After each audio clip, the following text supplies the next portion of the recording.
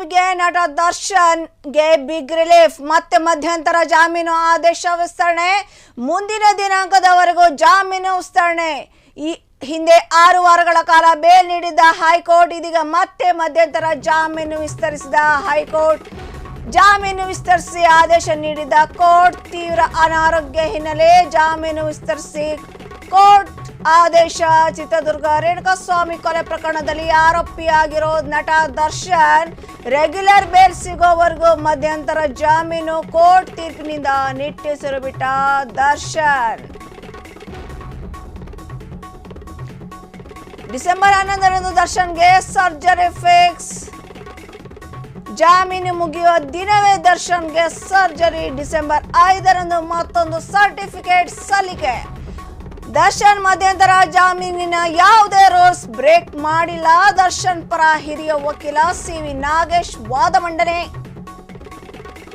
Court ತೀರ್ಪಿನಿಂದ ನಿಟ್ಟುಸಿರು ಬಿಟ್ಟ ನಟ ದರ್ಶನ್ ಕೊಲೆ ಆರೋಪಿಗೆ ಬಿಗ್ ರಿಲೀಫ್.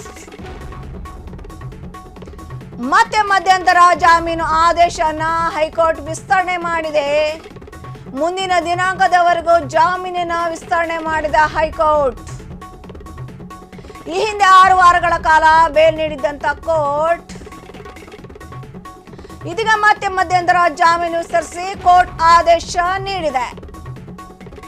ತೀವ್ರ ಅನಾರೋಗ್ಯ ಹಿನ್ನೆಲೆ ಜಾಮೀನು ವಿಸ್ತರಿಸಿ ಕೋರ್ಟ್ ತೀರ್ಪು ನೀಡಿದ್ದು.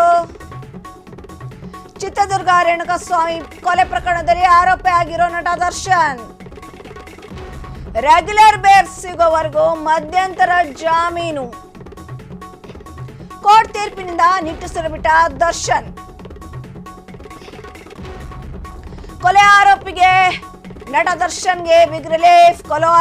ಕೊಲೆ ಆರೋಪಿಯಾಗಿರೋ ನಟ ದರ್ಶನ್ಗೆ ಮತ್ತೆ ಮಧ್ಯಂತರ ಜಾಮೀನಿನ ಆದೇಶ ವಿಸ್ತರಣೆ ಮಾಡಿದೆ ಹೈಕೋರ್ಟ್.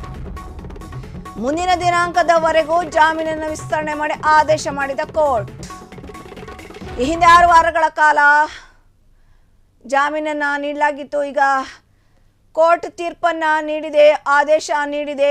ಮಧ್ಯಂತರ ಬೇಲನ್ನ ಜಾಮೀನನ್ನ ವಿಸ್ತರಣೆ ಮಾಡಿದೆ. ರೆಗ್ಯುಲರ್ ಬೇಲ್ ಏನಿದೆ ಅದು ಸಿಗೋವರೆಗೂ ದರ್ಶನ್ಗೆ ಕೋರ್ಟ್ ತೀರ್ಪಿನಿಂದ ಈಗ ನಿಟ್ಟುಸಿರಾಗಿದೆ. ಕೊಲೆ ಆರೋಪಿ ನಟ ದರ್ಶನ್ಗೆ ಬಿಗ್ ರಿಲೀಫ್ ಹೈಕೋರ್ಟ್ ನೀಡಿದೆ. ಈ ಸದ್ಯಕ್ಕೆ ಮಧ್ಯಂತರ ಜಾಮೀನು ಆದೇಶ ವಿಸ್ತರಣೆ ಮಾಡಿ ಮುಂದಿನ ದಿನಾಂಕದವರೆಗೂ ಜಾಮೀನನ್ನು ವಿಸ್ತರಣೆ ಮಾಡಿದೆ ಹೈಕೋರ್ಟ್.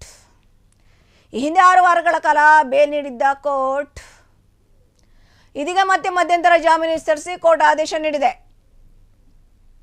ತೀವ್ರ ಅನಾರೋಗ್ಯ ಹಿನ್ನೆಲೆ ಜಾಮೀನು ವಿಸ್ತರಿಸಿ ಕೋರ್ಟ್ ತೀರ್ಪು ನೀಡಿದೆ.